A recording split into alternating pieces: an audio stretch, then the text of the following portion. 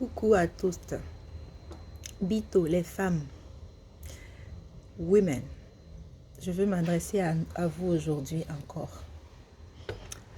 Nous les femmes, surtout nous les femmes africaines, vivant le plus en Afrique, on nous a tellement conditionnés, même pas seulement vivant en Afrique, parce que parfois on exporte notre culture à l'extérieur, à l'étranger. On nous a vraiment conditionnés pour pas être exigeante avec notre bonheur.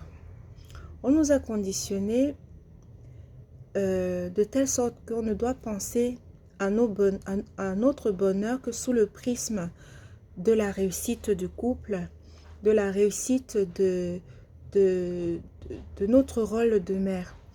On ne pense pas tellement au bonheur de la femme dans nos sociétés africaines. Le bonheur de la femme est secondaire. Ce qui amène beaucoup de femmes à être frustrées. Ce qui amène beaucoup de femmes à être très critiques envers les autres. Parce que les femmes qui osent penser à leur bonheur sont beaucoup critiquées dans notre société. Les femmes qui pensent à sortir des sentiers battus sont beaucoup critiquées et surtout par d'autres femmes. Et pourquoi cela? La raison principale souvent c'est que ces femmes-là, c'est des femmes qui osent faire ce que les autres ne font pas. Et celles qui critiquent en fait, elles critiquent pourquoi? Parce que ces femmes-là, elles aimeraient être à leur place. Elles aimeraient oser. Elles aimeraient braver toutes ces barrières. Elles aimeraient dire je m'en fous. Mais comme elles n'osent pas, elles sont contraintes de rester dans les normes. Elles sont contraintes de faire ce que la société attend d'elles.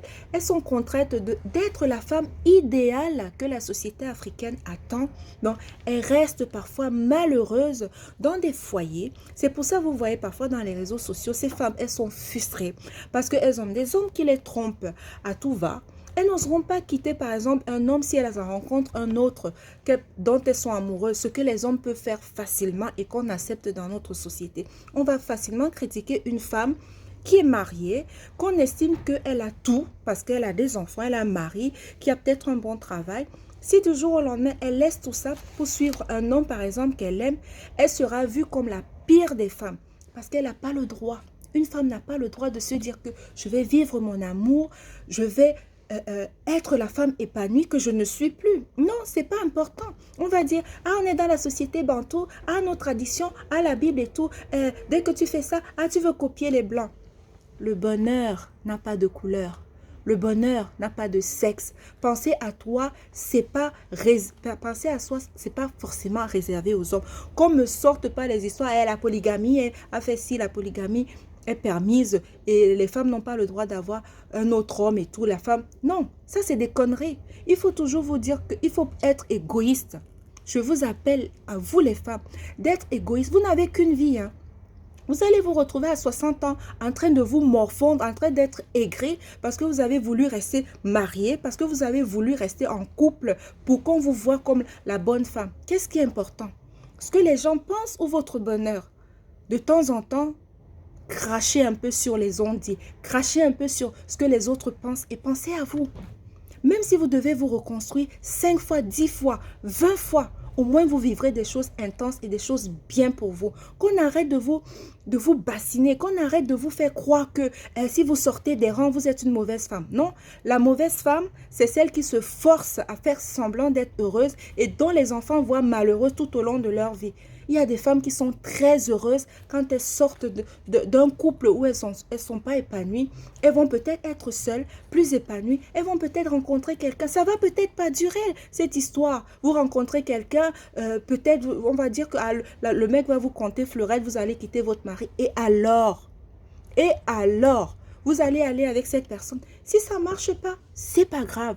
Ça dure quoi? 2 mois, 3 mois? C'est pas grave. Vous aurez vécu quelque chose intensément. Ça s'est arrêté. Vous avez vécu. Vous avez vibré. Vous vous êtes senti heureuse. Parce que la majorité, elles sont en couple là, elles ne sont pas heureuses. Elles ne sont pas heureuses. C'est pour ça qu'elles sont tout le temps en train d'insulter les autres sur les réseaux sociaux. Parce qu'elles sont là, on pense qu'elles sont en couple et tout. Pourtant, elles ont un mari qui ne les touche pas. Elles ont un mari qui les trompe à tout bout de champ. Elles ne s'éclatent même pas au lit. Il n'y a rien. Le mari, même les mots d'amour, les petites tendresses, les petites attentions, il n'y a pas. Donc, dès qu'elle rencontre quelqu'un qui lui apporte tout ça, même si c'est des mensonges, c'est pas grave.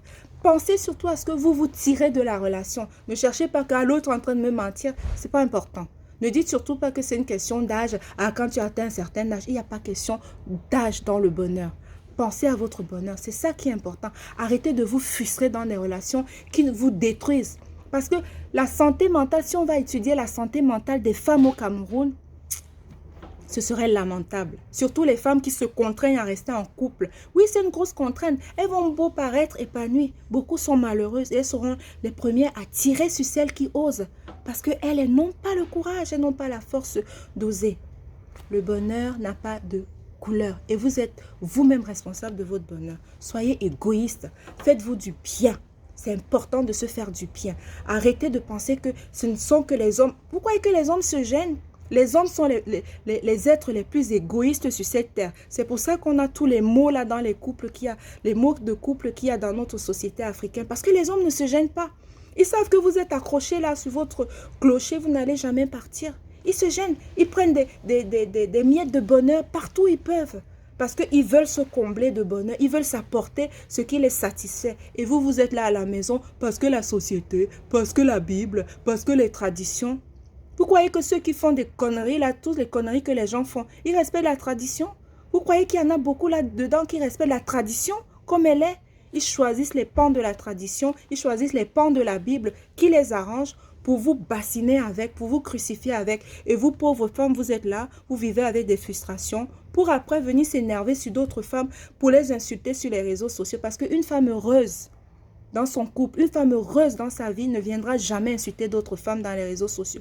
Tous celles qui viennent insulter, c'est des frustrés de la vie. C'est des femmes dont le mari ne touche plus, ou la touche une fois par mois ou une fois par trimestre. Voire même c'est elle qui force, ou le mari ne font plus rien. Elle va dire que sa vie, c'est autour de ses enfants.